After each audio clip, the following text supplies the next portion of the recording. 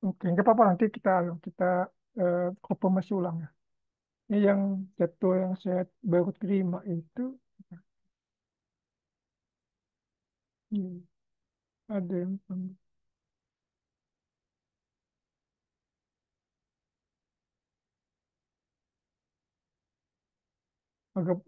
ada banyak ininya Pak, suratnya itu.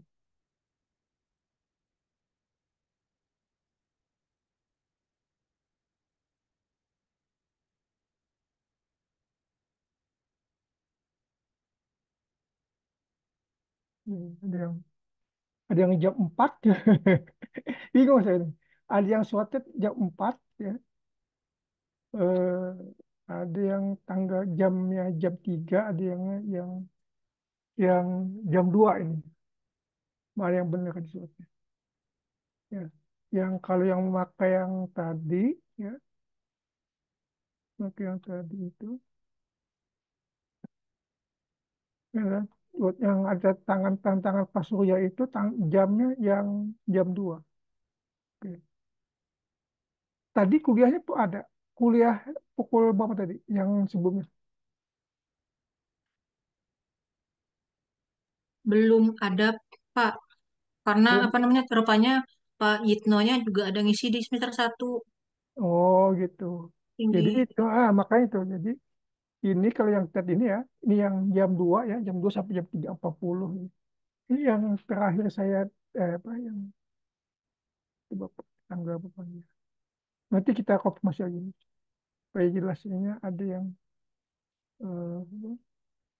yang tanggal 13 Agustus, ya, 13 Agustus ini ada, 13 Agustus, kemudian yang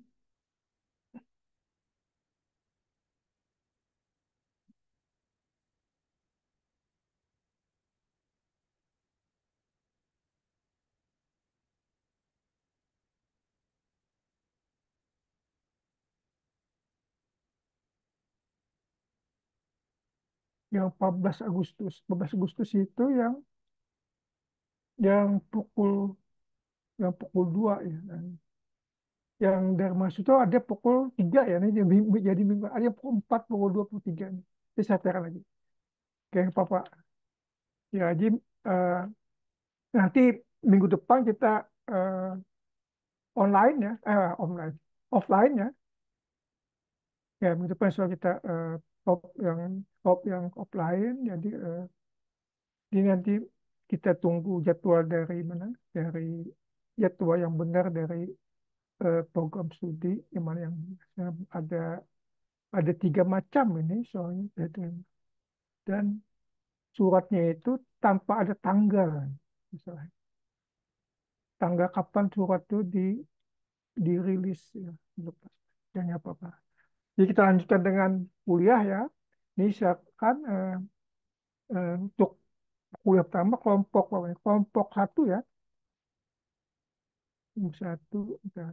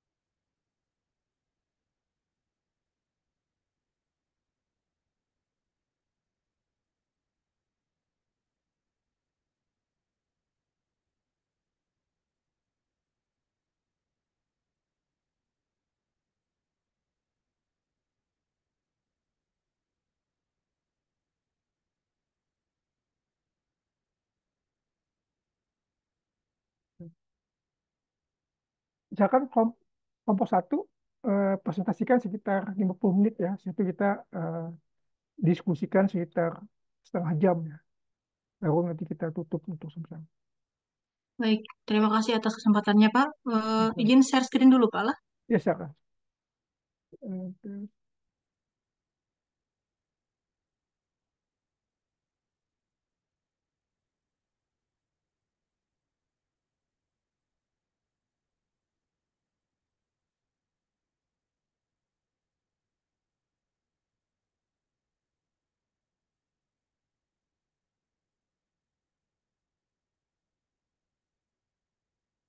Taufik, silakan Taufik. Siap, Bu.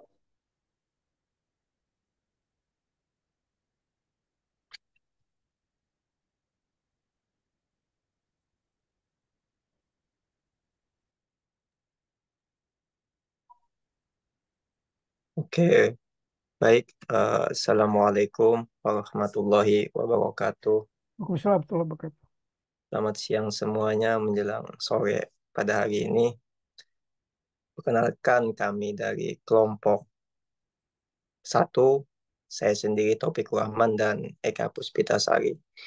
Di sini kami akan membahas tentang teknologi DNA rekombinan dan aplikasinya. Next, Kak.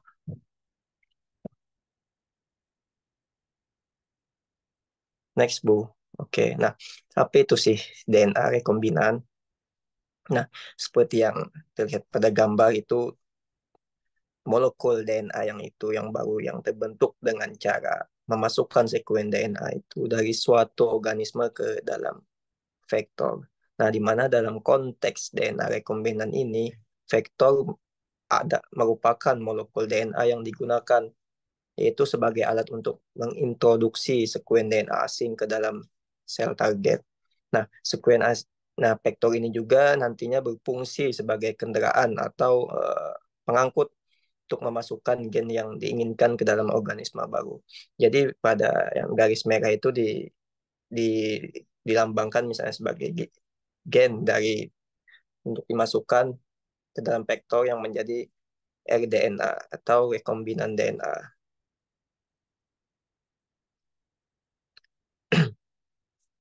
Nah, DNA rekombinan ini sendiri merupakan teknologi yang sering digunakan atau disebut menghasilkan sebagai DNA rekombinan, yaitu teknologi DNA yang rekombinan, di mana teknologi DNA ini istilahnya memanipulasi atau mengkombinasi molekul DNA dari berbagai macam DNA. Kemudian sehingga dari beberapa yang dapat kami simpulkan bahwa teknologi DNA rekombinan itu merupakan istilah yang digunakan untuk merujuk pada protokol eksperimental yang mengarah pada transfer informasi genetik DNA dari satu organisme ke organisme lain.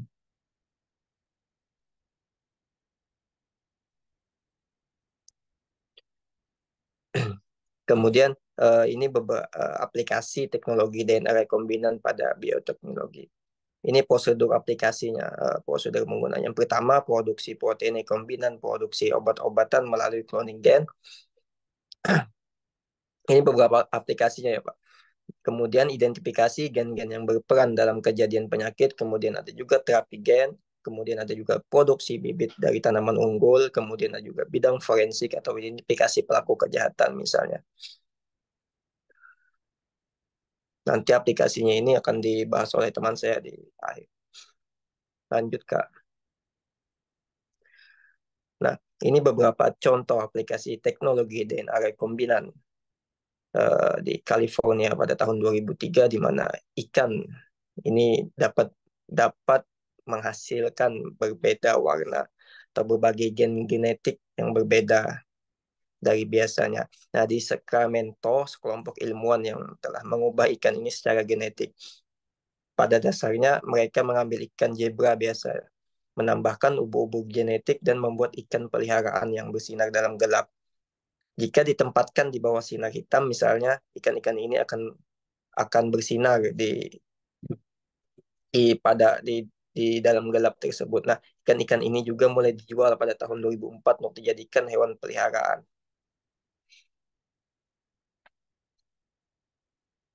Kemudian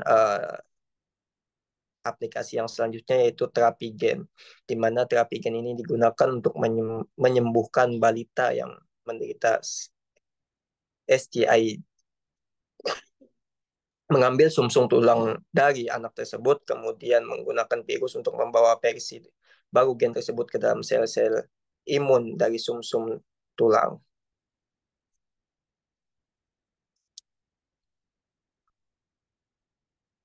Nah, ini gambar berupa prosedur tahapan cloning DNA rekombinan, di mana DNA macam DNA tadi yang dimasukkan, digabungkan dalam vektor yang bulat itu, yang berwarna biru, yang garis berwarna biru, menjadi satu, menjadi gen dalam menghasilkan produksi protein dari cloned gen. Nah, adapun ini tahapan pembuatan DNA rekombinannya, yang pertama mempersiapkan gen yang akan dimasukkan ke dalam vektor, kemudian mempersiapkan vektor, pemotongan DNA insert dan vektor dengan enzim retriksi, kemudian menggabungkan DNA insert dan vektor dengan enzim ligasi, kemudian memasukkan DNA rekombinan ke dalam sel bakteri transformasi, kemudian ekspresi gen rekombinan adalah proses di mana gen rekombinan tersebut yang telah dimasukkan ke dalam sel inang itu ya mulai diaktifkan, kemudian menghasilkan produk gen seperti protein misalnya pada gambar yang sebelumnya tadi. Itu tahapan pembuatan DNA rekombinan.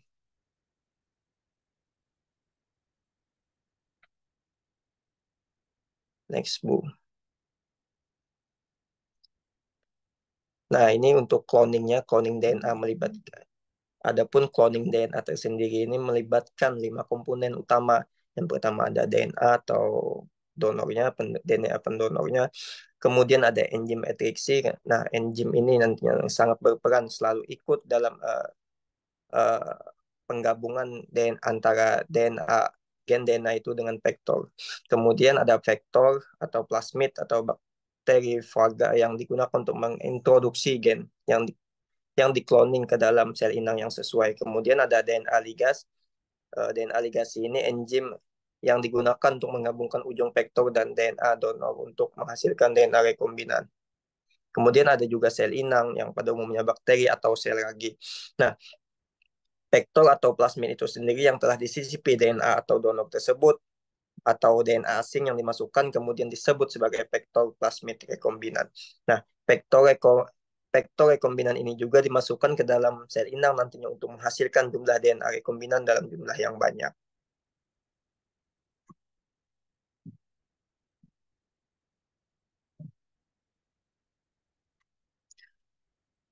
Selanjutnya ada sumber gen clone. Nah, sumber gen target yang dapat dikloning untuk teknologi DNA rekombinan ini biasanya berasal dari berbagai organisme. Yang pertama ada organisme eukariotik, kemudian ada organisme prokaryotik. Adapun organisme eukariotik ini terbagi menjadi 3. Kita dapat mengambilnya dari manusia, misalnya yang dapat berupa gen yang diisolasi dari manusia itu sehingga digunakan untuk memproduksi protein terapeutik seperti misalnya insulin, hormon pertumbuhan, dan antibodi monoklonal. Kemudian pada hewan misalnya gen dari hewan ini digunakan dalam penelitian medis, produksi protein, dan dalam pengembangan tanaman transgenetik. Kemudian ada juga pada tumbuhan, di mana gen dari tumbuhan itu sering digunakan untuk membuat tanaman transgenik yang tahan terhadap hama, misalnya penyakit atau kondisi lingkungan tertentu. Dan pada organisme prokaryotik ada beberapa, yakni bakteri dan archaea. Archaea. Next, Kak.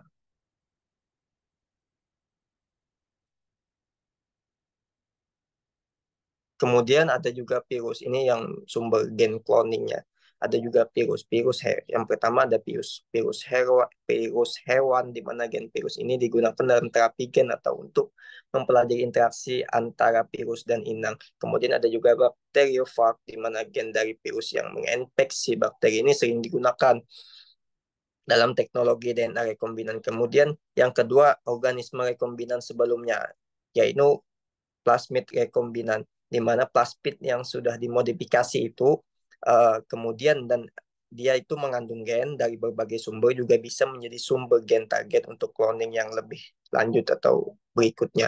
Kemudian ada juga dari sumber sintesis, di mana gen sintesis ini merupakan gen target, ya ini dapat disintesis secara kimia di laboratorium, misalnya berdasarkan urutan DNA yang diinginkan, tanpa harus diisolasi terlebih dahulu dari organisme alami.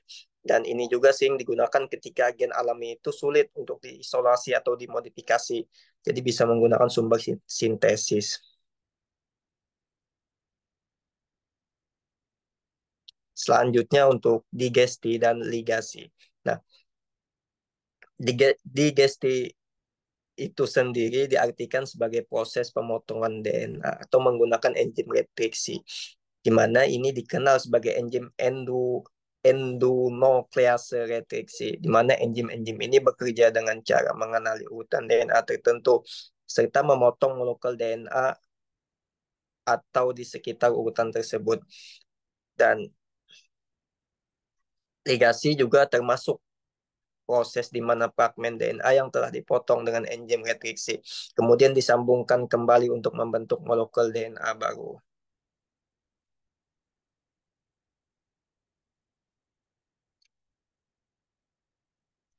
Selanjutnya untuk enzim retriksi. Nah, ini termasuk enzim bakteri yang mengenali urutan nukleotida spesifik pada DNA, untai ganda, dan memotong DNA pada lokasi tersebut. Dan enzim retriksi ini memotong DNA menjadi fragmen-fragmen dengan berbagai ukuran, tergantung pada jumlah situs pengenalan enzim dalam molekul DNA tersebut. Next, Bu. Nah, ini beberapa tipe dari enzim retriksi tadi ya.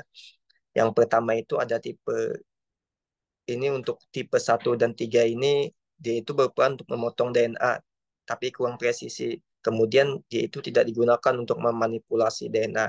Nah, adapun yang tipe kedua most common ini dia itu mengenali urutan misalnya yang spesifik pada DNA. Nah, dia juga berperan sebagai pemotong DNA pada urutan yang spesifik, sehingga pada tipe ini lebih banyak yang digunakan pada tipe yang kedua ini.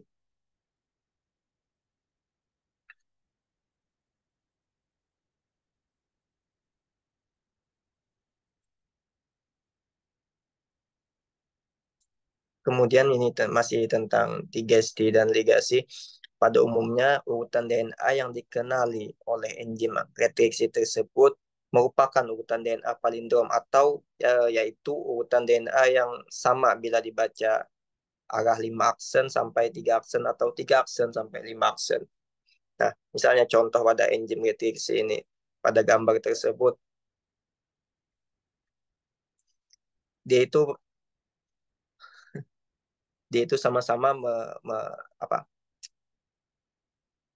dia itu sama-sama melawan arah A. Makanya disebut sebagai enzim retriksi karena dikatakan tadi dia itu urutan DNA itu yang sama bila dibaca arah 5 aksen atau 3 aksen itu sama dengan 3 aksen atau 5 aksen.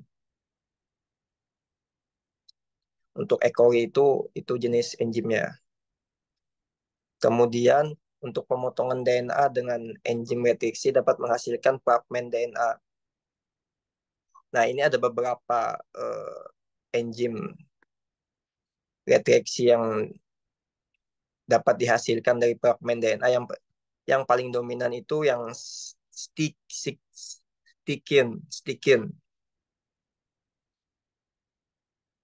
yaitu fragmen DNA hasil pemotongan enzim retriksi dengan ujung menggantung. Nah, stikin, dia ujungnya menggantung, mana stikin. Kemudian ada juga blunted. Itu fragmen DNA hasil pemotongan enzim retriksi yang ujungnya tidak menggantung. Nah, untuk stikin tadi dia menggantung, kemudian untuk blunted ini dia tidak menggantung. Misalnya contoh pada blunt yang untuk enzim SMAL. dia tidak menggantung. Kemudian yang tadi pada stick. Nah, dia rata-rata menggantung seperti berlawanan arah gitu. Untuk yang sticken itu yang terdapat pada enzim dari E. coli dan selain pada small itu. Untuk yang sticky. Next.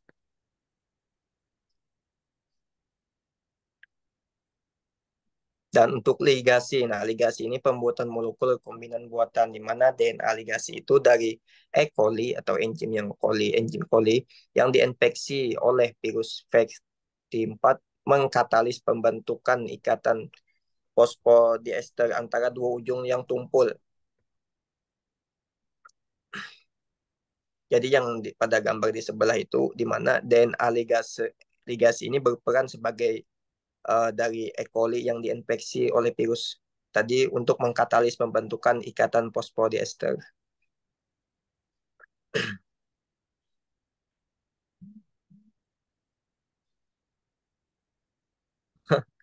Untuk DNA ligase menggabungkan ujung lancip secara kovalen. Ini yang peran untuk DNA ligasenya.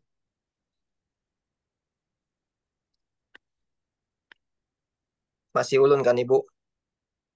Ganti-ganti. Kemudian untuk vektor atau plasmid. Selanjutnya ke pembahasan vektor. Tadi kita membahas DNA, kemudian vektor. Nah, vektor ini sendiri merupakan vektor yang ideal untuk memasukkan DNA rekombinan tadi ke dalam suatu bakteri.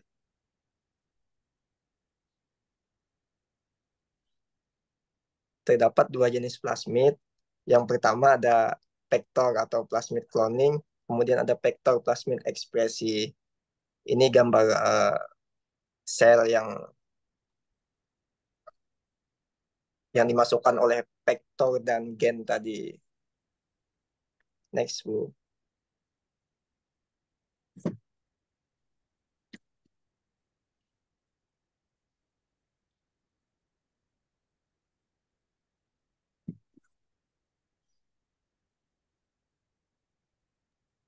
Baik, untuk selanjutnya mungkin saya lanjutkan ya topik ya. Nah, plasmid ini tadi kan dibagi menjadi dua, ada plasmid cloning, kemudian ada plasmid ekspresi. Nah, plasmid cloning itu adalah teknik dalam bioteknologi yang digunakan untuk memperbanyak atau mengekspresikan DNA target di dalam sel inang. Proses ini melibatkan penggunaan vektor plasmid yang merupakan DNA melingkar kecil yang bisa mereplikasi dirinya sendiri secara independen dari kromosom utama sel inang.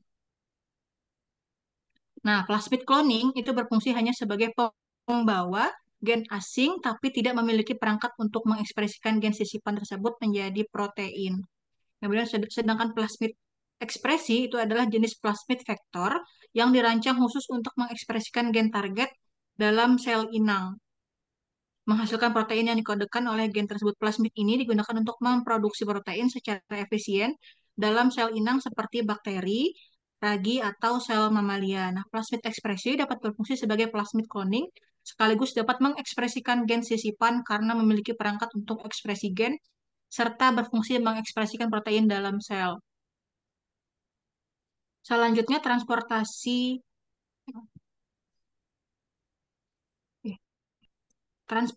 untuk cloning. Transformasi itu adalah proses transfer DNA rekombinan ke dalam sel. Nah, transformasi ini mempunyai dua metode yang umum digunakan. Yang pertama ada metode kimia menggunakan CaCl2 dan heat shock. Kemudian yang kedua ada elektroporasi berdasarkan kejutan pendek arus listrik yang memfasilitasi masuknya DNA ke dalam sel. Nah, elektroporasi ini adalah teknik laboratorium yang digunakan untuk memasukkan materi genetik seperti DNA atau RNA ke dalam sel dengan menggunakan pulsa listrik. Pulsa listrik ini sementara membuat pori-pori kecil pada membran sel, memungkinkan molekul-molekul besar seperti DNA plasmid, protein, atau molekul lainnya masuk ke dalam sel. Nah, ini adalah proses transformasi menggunakan bahan kimia. Jadi yang pertama dalam fase log pertumbuhan ampicillin dipindahkan ke dalam larutan CaCl, kemudian langkah keduanya penambahan plasmid AMP ke dalam sel. Selanjutnya yang ketiga sel dipanaskan pada suhu 42 derajat Celcius. Beberapa sel kompeten mengambil plasmid AMPR dan mengalami transformasi. Baru yang setelah dipanaskan tadi, sel kemudian disebarkan pada plat yang berisi ampicillin. Pada proses ini, di mana ampicillin membunuh sel yang kekurangan gen AMPR. Kemudian selanjutnya sel diinkubasi selama 24 jam. Nah, gambaran sederhananya, ini misalkan bakteri. Bakteri dalam keadaan normal. Kemudian diberikan CaCl2. Nah, dalam keadaan dingin, si plasmid ini si- akan apa namanya? Akan cenderung keluar gitu si. Nah, tapi setelah dia dipanaskan selama 22 menit dengan suhu 42 derajat Celcius, si plasmid akan masuk ke dalam sel. Nah, selanjutnya elektroporasi. Nah, ini adalah alat elektroporasi yang di yang untuk menurut DNA tadi. Nah, ini adalah contoh proses transformasi ke sel inang pada sel hewan. Yang ini contoh dari tikus, kemudian yang ini adalah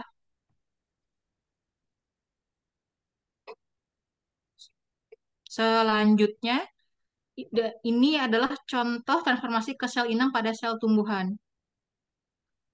Cakram yang dikeluarkan pada daun tembak.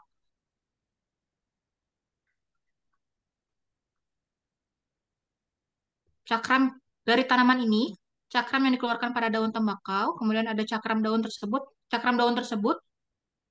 kemudian diinkubasi selama 24 jam. Selanjutnya media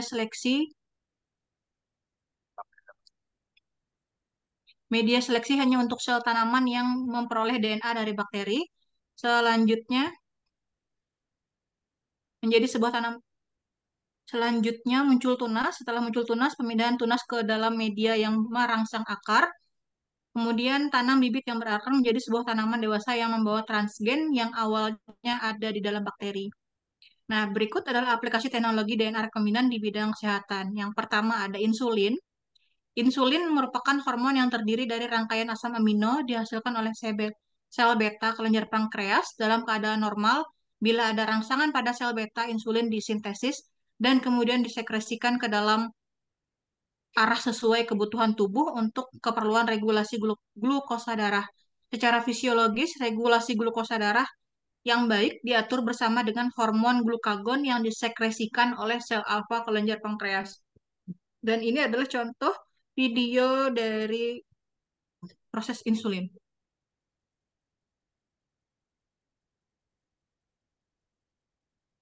Mohon maaf, memang videonya tidak bersuara.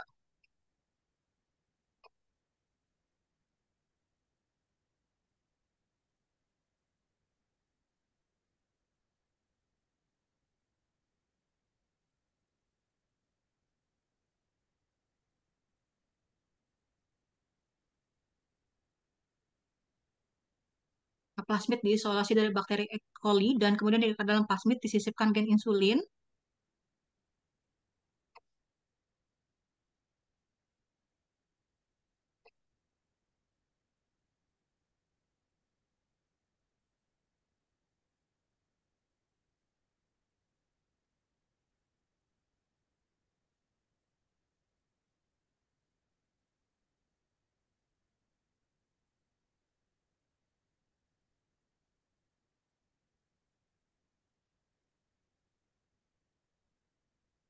Nah, plasmid yang telah mengandung gen insulin kemudian disisipkan kembali ke dalam sel, ke dalam bakteri E. coli.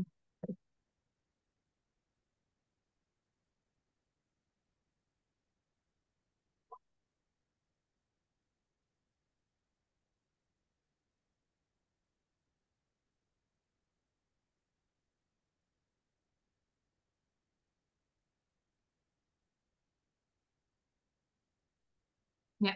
Yang kedua, ada terapi gen dari virus kemudian menjadi gen penyembuh penyakit, kemudian manipulasi diinjeksi ke sel tubuh, gen penyembuh keluar dari virus, kemudian dilakukan sintesis protein dan menghasilkan protein yang normal. Terima kasih atas perhatiannya. Saya kembalikan ke mungkin kepada teman-teman ada yang ingin ditanyakan.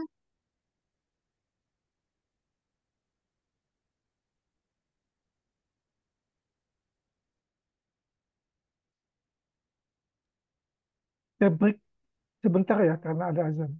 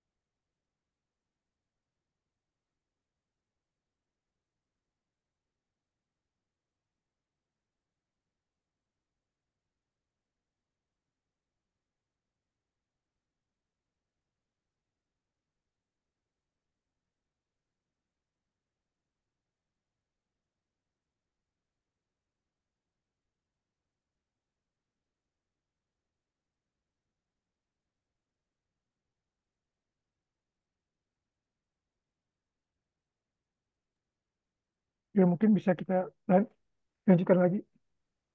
Mungkin ada yang mau bertanya silakan.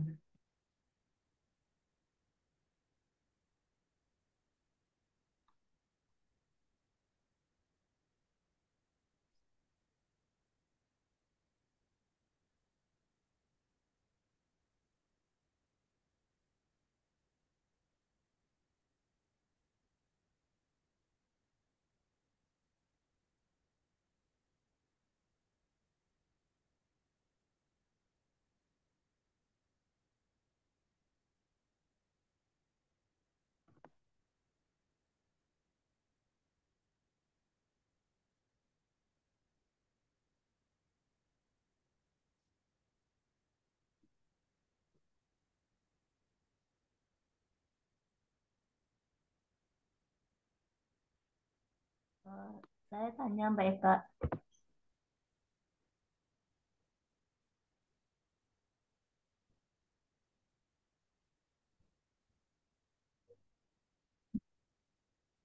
Silakan Bu Elpa.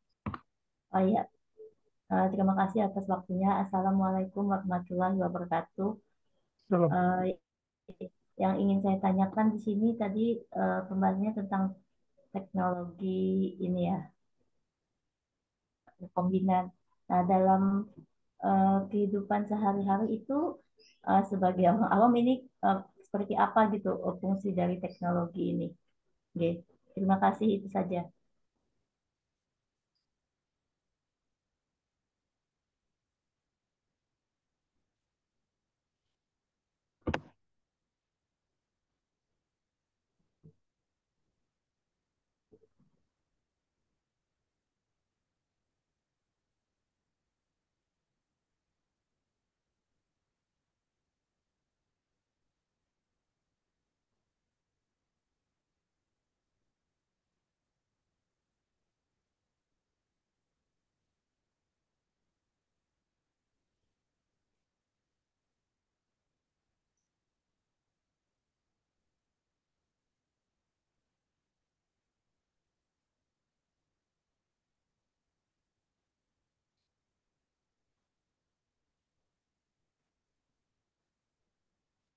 Oke, baik Bu. Tadi pertanyaannya dalam kehidupan sehari-hari itu DNA, teknologi DNA rekombinan ini untuk apa ya Bu?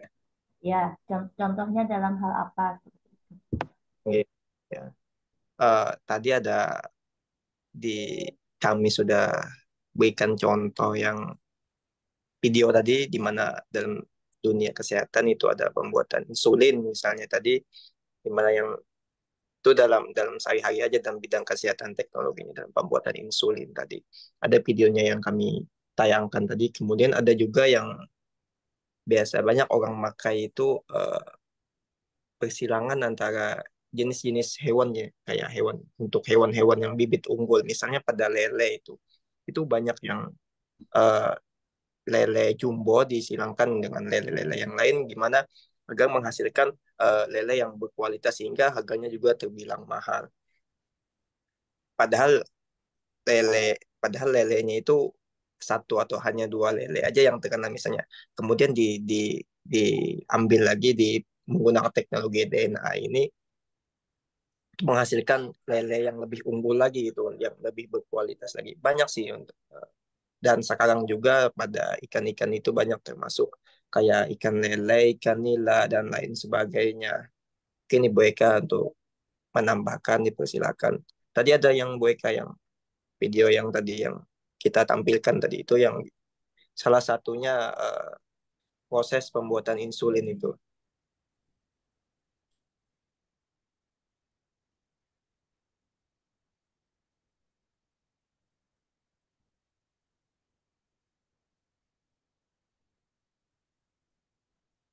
Mungkin buat saya cukup dari Pak Taufik aja ya. Mungkin Mbak Eka agak ini ya karena ada berita duka katanya gambar ini baru di grup.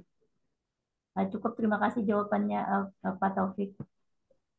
Oke ya, sama-sama Bu. Terima kasih banyak Bu. Teman-teman yang lain atau ada yang mau didiskusikan lagi silakan.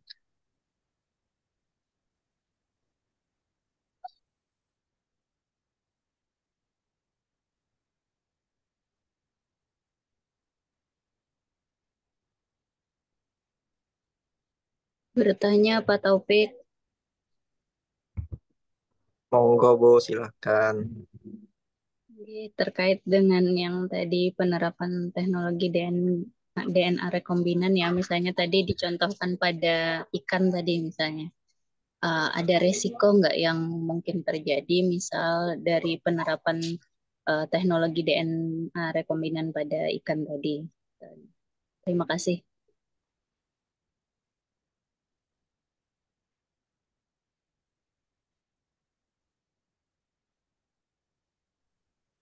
Iya Bu, terima kasih untuk pertanyaannya.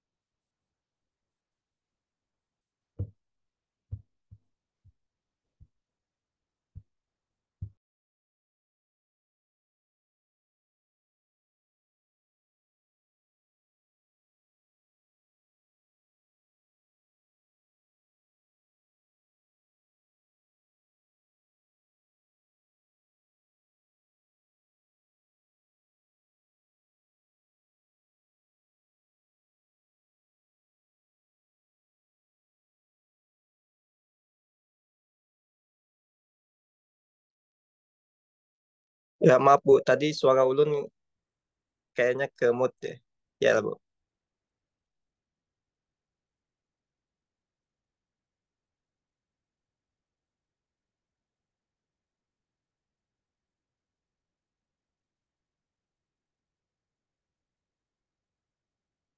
Kalau Bu Fitri tadi ulun ada yang jawab atau suaranya ke mute ya?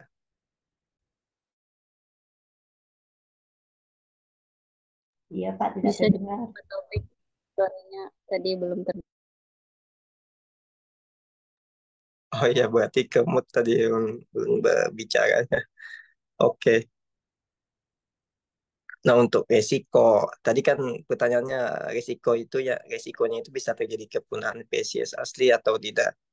Ya, pastinya kepunahan spesies aslinya ada, Bu. Karena akibat orang yang menyilangkan tadi, misalnya pada ikan tadi yang disilangkan untuk mendapatkan bibit-bibit unggul, sehingga yang dipakai ke depannya lagi hanya bibit unggul tersebut.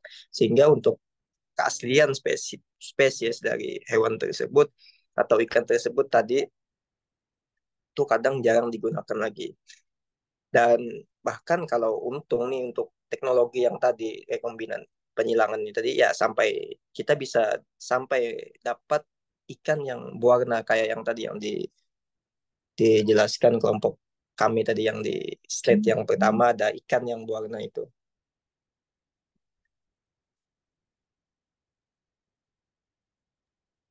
Oke, terima kasih Pak Taufik. Nah, oke, sama-sama. Mungkin sampai sini aja, Bu.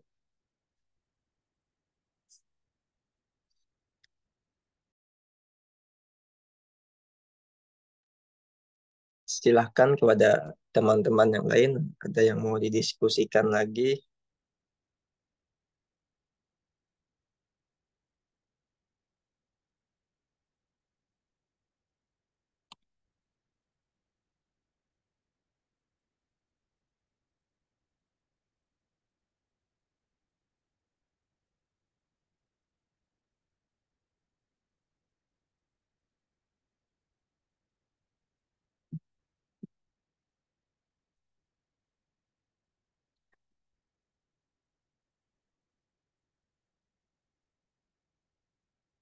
Silakan teman-teman atau sudah cukup untuk diskusi dengan kelompok kami.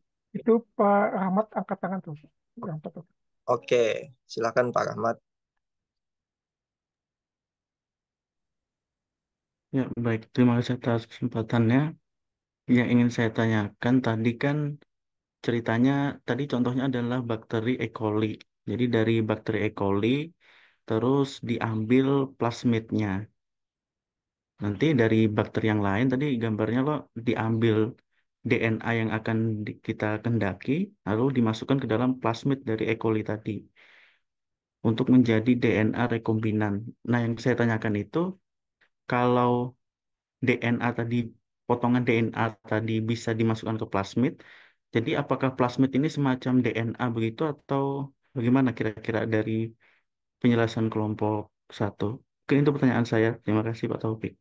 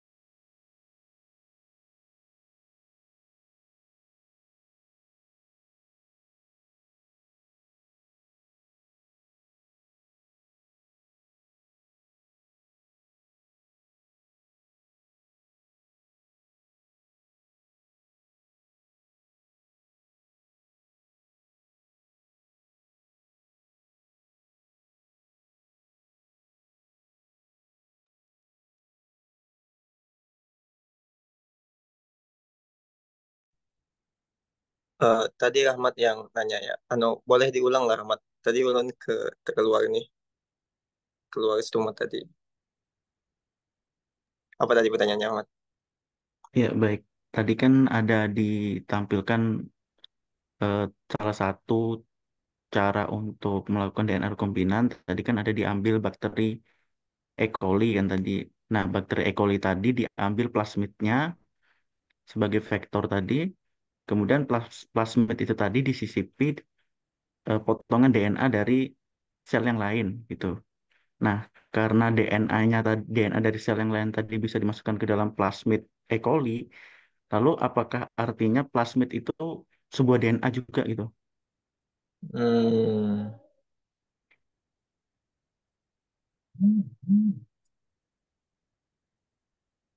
Nah, mungkin itu saja pertanyaan dari saya, Pak. Ya. Oke, Aduh, oke. Rahmat. Mah, Taufik, benar. Tadi Oh, pertanyaan Rahmat itu terkait apakah si plasmid ini DNA juga gitu kah? Iya, betul, Bu. Nah, jadi dari yang Ibu dapat, jadi plasmid itu adalah molekul DNA kecil berbentuk sirkular yang terdapat secara alami dalam sel bakteri dan beberapa organisme eukariotik. Artinya, berarti si plasmid ini juga DNA, cuma dalam bentuk yang kecil, yang gitu. Mungkin si Taufik mau menambahkan?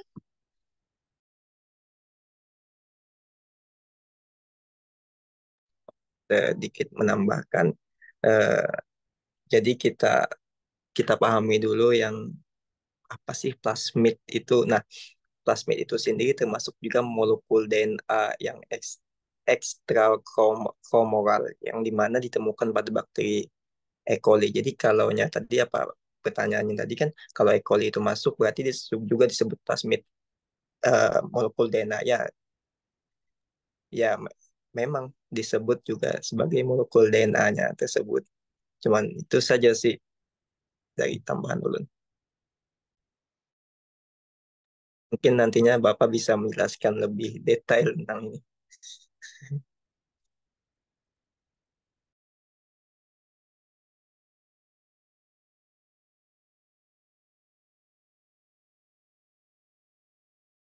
Eh, Bagaimana untuk Pak Rahmat?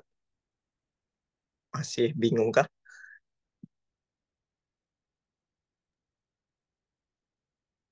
Atau Iya, sudah baik. jelas? Nah, kemudian mungkin ada pertanyaan lanjutannya begini, Pak. Ya, Kan nanti kan setelah dia disisipi gen yang lain tadi akan membentuk bakteri rekombinan berarti, Pak. Bakteri itu nanti kan kemudian dikultur tadi itu sehingga mendapatkan salinan-salinan banyak bakteri.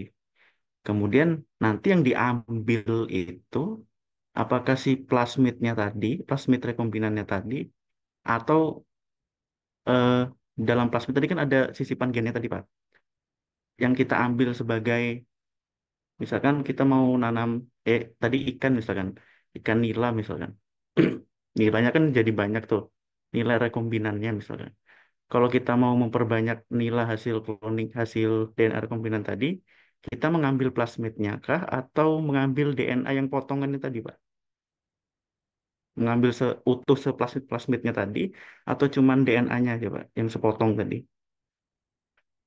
cuman DNA-nya aja Pak Rahmat yang sepotong tadi. Oh iya, baik. Terima kasih, Pak. Oke, sama-sama Pak.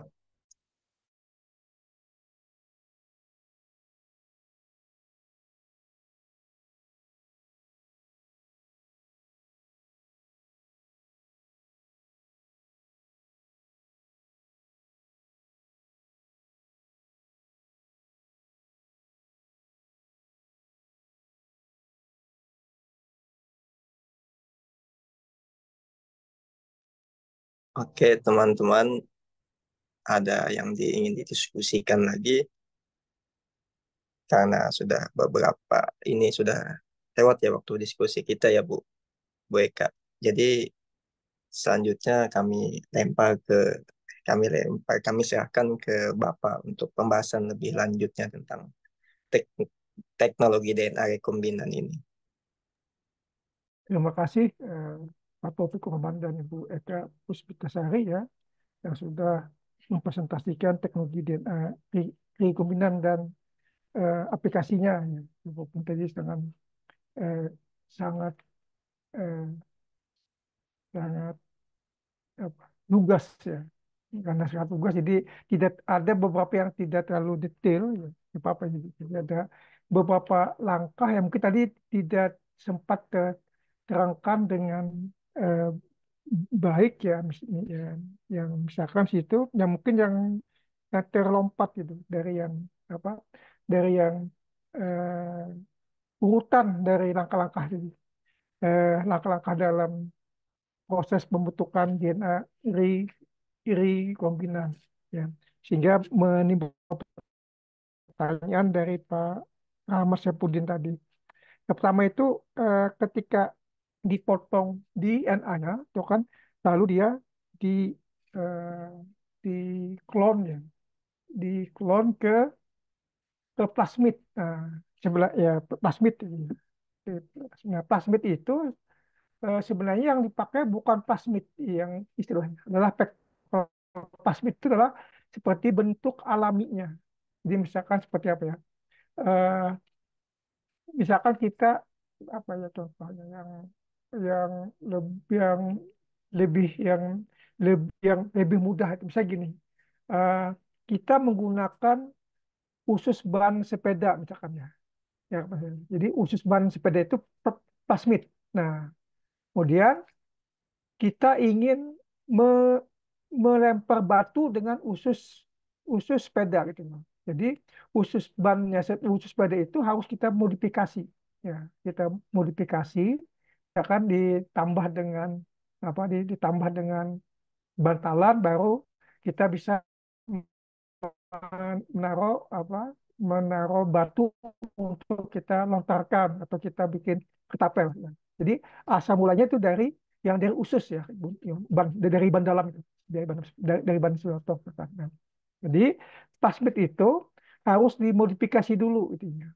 Jadi dia harus dimodifikasi menjadi vektor. Nah, tadi ada satu langkah dalam dalam dalam urutan kuliah itu ada misalkan ada menerangkan eh, potongan DNA itu dipindahkan ke vektor ke bagian namanya MCS, multiple cloning sites. Itu kalau dibaca dalam urutan langkah tadi itu ada ya, MCS, multiple cloning sites, ya.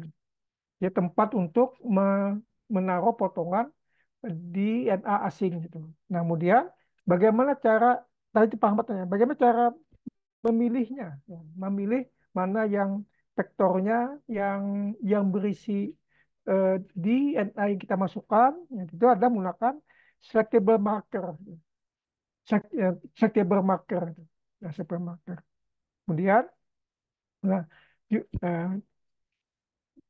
juga ketika dia sudah menjadi rekombinan, dia masukkan dalam bakteri. Nah, ketika dimasukkan dalam bakteri itu tidak semua bakteri akan mendapatkan DNA rekombinan, artinya yang percampuran antara vektor dengan DNA target. Nah, itu makanya itu ada namanya reporter gene, ya, reporter gene untuk memilih, ya, makanya situ ada harusnya mesti membahas apa itu screening blue white colony namanya. Jadi bakterinya akan dipilih yang blue white colony, sehingga kita pilih bakterinya. Kita pilih bakterinya, maka kita juga akan memilih vektor dan insertnya. Mungkin tadi presentasinya kurang eh, tidak menampakkan sedikit itunya, ya. Jadi baru dari bakteri yang kita keluar tadi, maka kita ambil vektor rekombinan eh, dengan yang insertnya. Baru kita pindahkan ke DNA target atau ke organisme target. Itu ada misalnya proses transformasi atau transfer genetik ke tanaman atau transfer genetik ke hewan. Nah, situ ada beberapa metode. Nah, yang tadi yang ketika presentasi itu kurang kurang tampak jelas itu. Misalkan kalau ke tanaman menggunakan eh, apa menggunakan agrobacterium misalkan, atau bombardment atau jin jin apa jin jin gun ya bukan jin gun. Ada beberapa metode itu. Kalau ke sel hewan bisa menggunakan transpeksi ya menggunakan yang menggunakan virus. Nah, itu anu ya. Jadi mungkin ada ada kekurang jelasan situ. Ya, itu cara metode yang metode. Kemudian nanti kalau sudah ke ikan tadi ya, tadi seperti Pak Ahmad tadi, kalau sudah ke ikan, bagaimana cara memilih ikannya? Mana ikan yang sudah mengalami eh, rekayasa genetik. Nah, mana ikan yang sudah mengalami rekayasa genetik. Nah, sebenarnya tadi di dalam apa? Di dalam eh, di dalam vektor itu ada reporter gene ya. Nah, seperti tadi yang di awal presentasi itu Pak Rahmat menunjukkan ada ikan zebra ya, zebra fish yang mendapatkan eh, gen dari kunang-kunang ya, gen luciferase menggunakan gen luciferase yang bisa berpentar. Nah, gen luciferase itu adalah gen yang digunakan sebagai reporter gene ya. Jadi ada beberapa reporter gene ya, salah satunya gen luciferase ya, bisa juga menggunakan eh, sel kunang-kunang itu menggunakan gen dari eh, gen protein dari ubur-ubur ya, green fluorescent protein. Nah, itu. Jadi ikan yang mengalami transformasi itu akan ketahuan ya, akan akan ketahuan mana ikan yang mendapatkan eh, gen atau mendapatkan eh, apa vektor rekombinan mana yang bukan. Itu dengan menggunakan searchable marker. Kalau bakteri tadi, mana bakteri yang kita pilih yang mengandung searchable marker itu adalah yang kita seleksi menggunakan screening blue white colony istilahnya. Jadi kalau dia eh, bakteri itu mengandung gen yang kita pindahkan, dia akan koloninya akan jadi putih ya. Kalau yang tidak mengandung pindahkan akan berwarna biru itu ya. Nah, itu yang diperhatikan ya. Eh, nah, ya yang kemudian dia proses pembentukan rekombinan DNA rekombinan pada ikan atau hewan itu bukan persilangan ya. Kalau persilangan itu hibrid ya persilangan. Hibrid itu adalah proses genetika biasa ya, proses genetika yang alami. Tapi kalau rekayasa genetik itu bukan proses alami, artinya kita memindahkan gen asing eh, menggunakan vektor misalkan ya. Nah, vektor tadi bisa berasal dari plasmid, bisa berasal dari virus, bisa berasal dari bakteri juga ya, yang sudah dimodifikasi bentuknya. Jadi bentuk ada yang macam bentuk. Nah, kemudian kalau dia sudah ditransferkan itu adalah eh, terjadi pemindahan gen yang bisa menurun ke anaknya ke dalam turunan. Jadi bukan hibrid. Kalau hibrid itu adalah menggabungkan beberapa genom atau beberapa kromosom itu hibrid misalkan. Jadi kalau kalau kita pernah belajar genetika itu ada ada diploid haploid kan. Nah, jadi kalau diploid itu satu kelompok N-nya itu kita gabungkan dengan N dari kelompok lain, sama hibrid. Nah, itu akan berbeda dengan istilahnya hewan atau tanaman transgenik atau hasil dari rekombinan di di DNA. Kalau melihat contoh-contohnya, jadi contoh yang klasik itu adalah menggunakan insulin ya, itu sudah gunakan orang gunakan sehari-hari ya, orang hasil produknya. Nah juga produk yang jelas itu kalau kita mungkin adalah eh, konsumen konsumer dari kedelai yang sudah direkayasa genetik ya. Bisa kalau kita impor kedelai dari Amerika bisa untuk pembuatan eh, tempe yang umumnya bukan tahu ya yang banyak proteinnya itulah eh, tempenya adalah tempe yang rekayasa genetik. Ya. Nah, itu yang menjawab dari pertanyaan Ibu Fitriani tadi ya. Yang baik banyak sekali yang selain dari makanan, obat juga ke arah lingkungan aplikasinya. Jadi misalkan kita bisa apa, mengubah karakter genetik dari bakteri atau fungi untuk merombak bahan-bahan polutan misalkan, atau untuk mempercepat proses perombakan bahan-bahan organik ya. Misalkan. Itu aplikasinya di bidang lingkungan.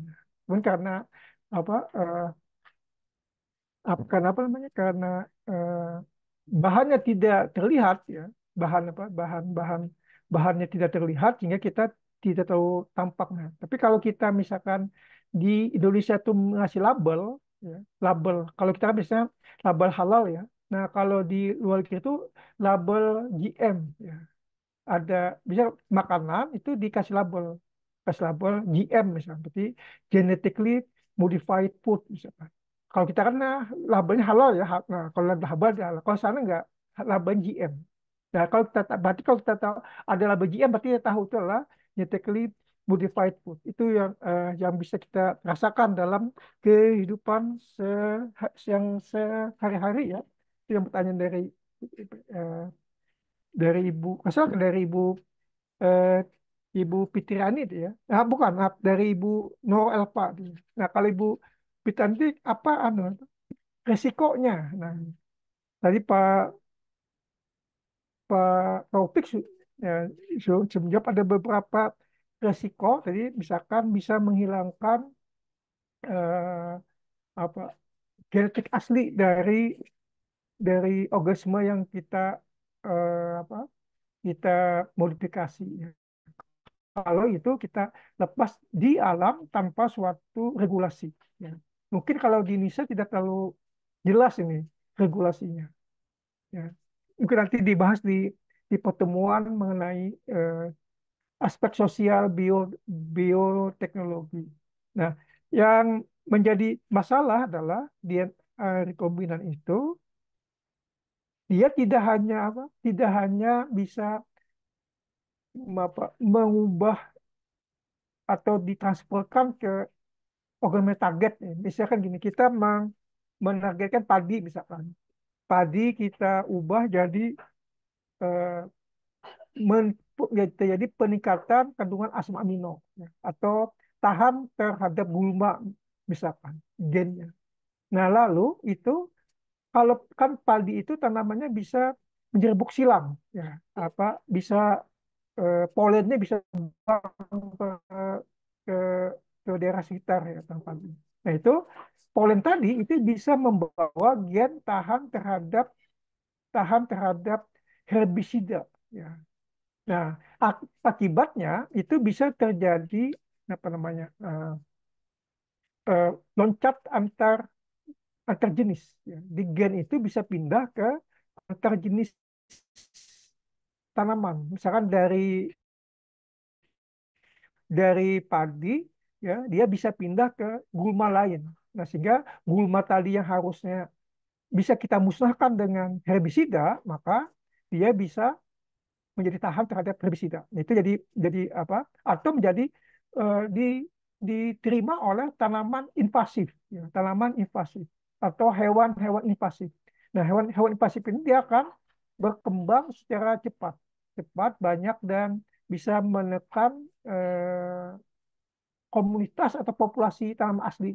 Nah, ini yang bisa merugikan secara ekologi gitu ya. Itu yang risiko ya kalau kita lihat dari segi ekologi. Tapi kalau dari segi kesehatan itu sudah jelas tadi ya Pak. Bukan ada orang Barat itu sangat hati-hati dengan genetically modified food tadi. Itu ya, makan itu eh, tidak dianjurkan untuk apa? Untuk membuat hewan peliharaan, ya. Hewan peliharaan itu yang hasil genetika yang dimodifikasi secara genetik atau yang kita mau melihara ikan yang berpendar ya macam atau melihara tanaman yang bisa kalau malam bisa bercahaya misalnya itu mungkin mungkin mungkin bisa kita punyai, tapi itu sangat sangat berisiko ya. Berisiko baik itu eh, kalau pada hewan itu adalah bisa eh, mengganggu kehidupannya dan juga bagi tanaman bisa menyebabkan apa namanya? Bisa menyebabkan gangguan ekologi. Nah, itu yang pertama yang saya bisa tanggapi dari presentasi dari kelompok satu dan beberapa pertanyaan eh, dari mahasiswa yang bergabung di sore ini. Itu. Mungkin ada yang lagi mau ditanyakan? Ya.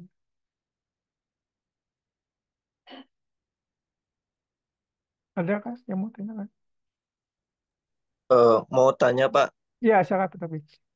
nah untuk kayak yang misalnya kayak manusia yang albino atau bahkan hewan juga ada albino itu juga bisa dapat disebut dari teknologi DNA rekombinan ini juga lah Pak, atau bagaimana Pak? Bukan itu apa namanya proses Alami. genetika alami itu. Jadi ada yang albino karena mutasi ya, yang mutasi gennya apa? Mutasi gen yang membentukkan melanin ya, karena mutasi gennya itu sendiri. Ya. Bisa juga kalau albino pada tanaman, misalkan, pernah nggak melihat tanaman yang warnanya putih, belang-belang, ada pohon ada daun hijau, nanti dia belang-belang putih misalkan. Itu biasanya ada kerusakan kromosom di plastidanya. Jadi ada yang kerusakan di genomnya, di genom intinya, ada yang kerusakannya itu di mana? Di gen yang terdapat eh, pada organel yang di luar inti. Karena di tanaman itu gen itu terdapat juga di mitokondria dan di kloroplas atau di plastida. Kalau pada hewan, selain di inti, juga ada di mitokondria.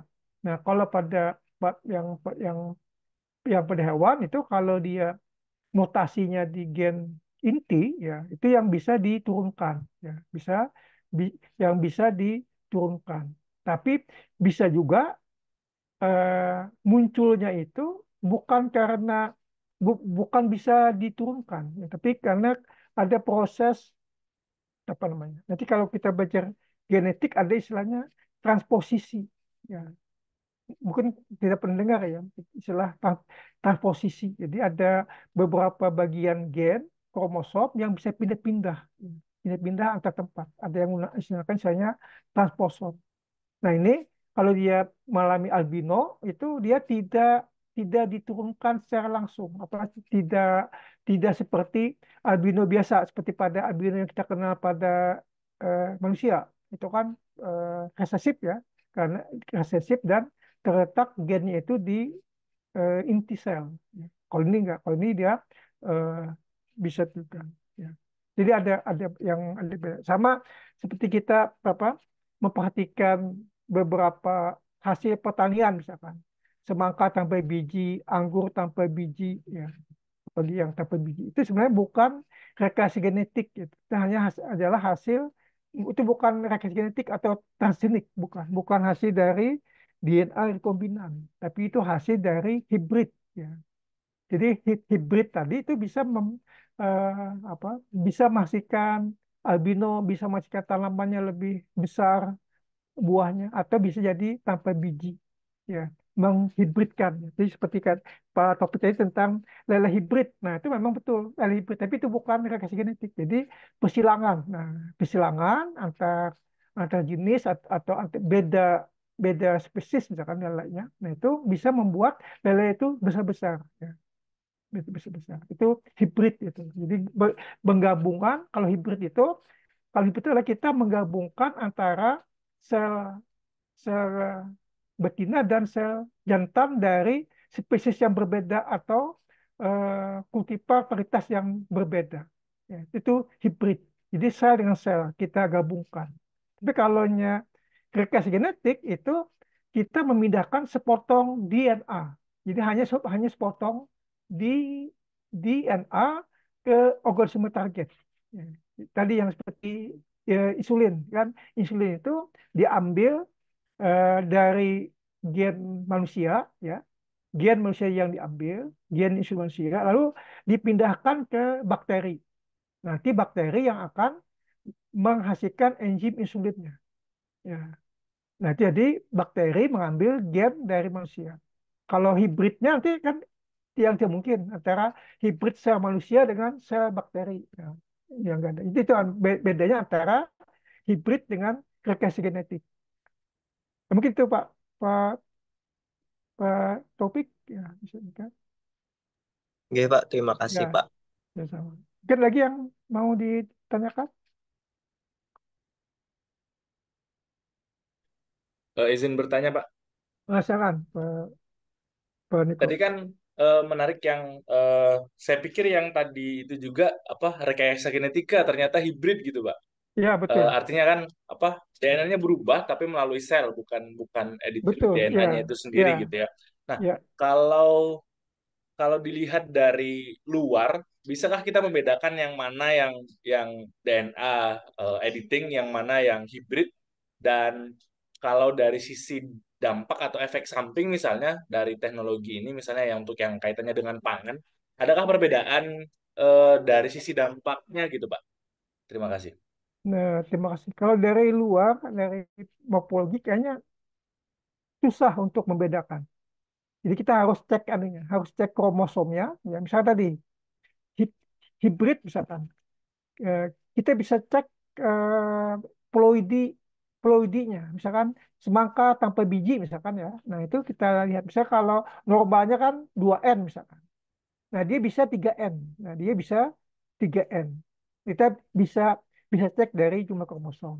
Atau kita bisa cek dari kehadiran gen-gen apa dari kehadiran atau jejak dari vektor yang ada di dalam tanaman, ya.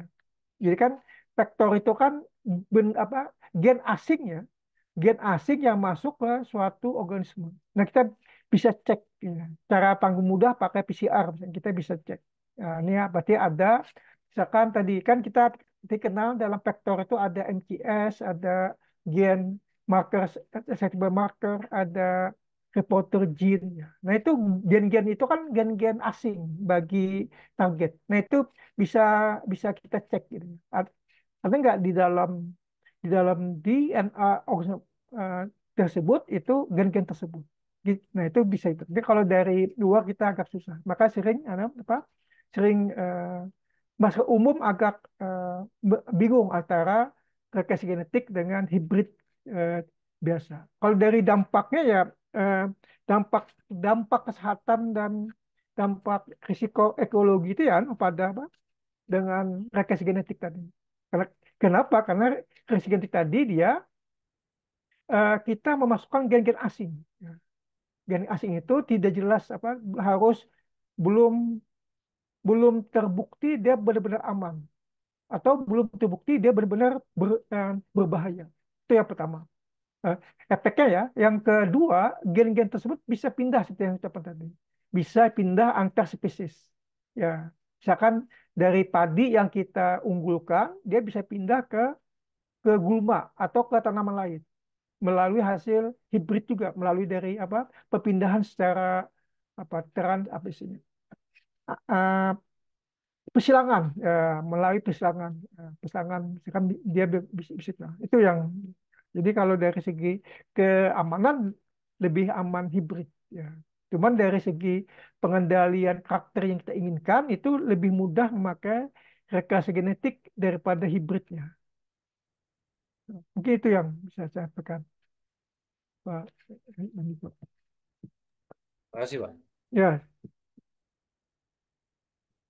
mungkin ada lagi yang mau tanyakan? Yang lain? Nah, kemudian bisa saya sampaikan lagi ya, teknologi yang kita bicarakan ini teknologi yang sudah lama ini, teknologi cloningnya. Ini yang paling prinsip, paling pertama orang gunakan dan paling apa nih, paling rasional cara-cara cloningnya. Sekarang cara cloning ada macam-macam, canggih ya. Bisa cepat, bisa bisa lebih aman ya. Ada beberapa metode cloning di DNA ya. Tadi kan kita menggunakannya apa? Menggunakan enzim restriksi ya, jangan enzim restriksi dan enzim ligase. Tapi kalau sekarang itu tidak mesti lagi menggunakan enzim restriksi atau menggunakan enzim li, ligase ya. Bisa menggunakan enzim lain, menggunakan enzim topoisomerase ya. Menggunakan enzim topoisomerase dan enzim restriksi tidak terpakai lagi misalkan. Kita bisa menggunakan langsung dari hasil PCR langsung kita klon karena vektornya itu orang sudah apa? Orang sudah persiapkan dengan baik ya secara secara yang secara komersil ya. Mungkin ada lagi yang mau di tanyakan?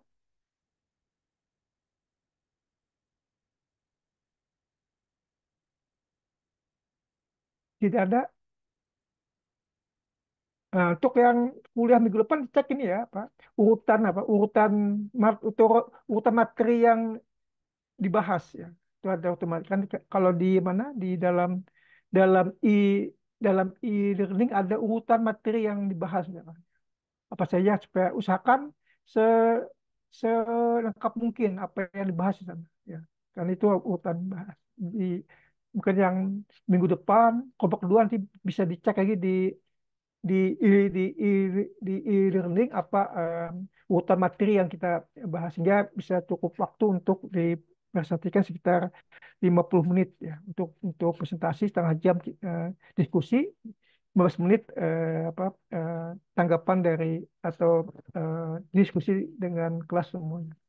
Nah, kalau tidak ada nanti minggu depan saya tanya lagi dengan Pak Ali ya, apakah kuliahnya pukul 2 itu ada yang pukul 2 itu jadwalnya ada yang pukul 3 ada yang pukul 4 jadi bingung loh. Ya, kalau bagus sih pukul 2 ya. Jadi karena kan Anda pukul apa? Pukul kita kalau saya dari dari supaya bisa pulang lebih lebih cepat gitu.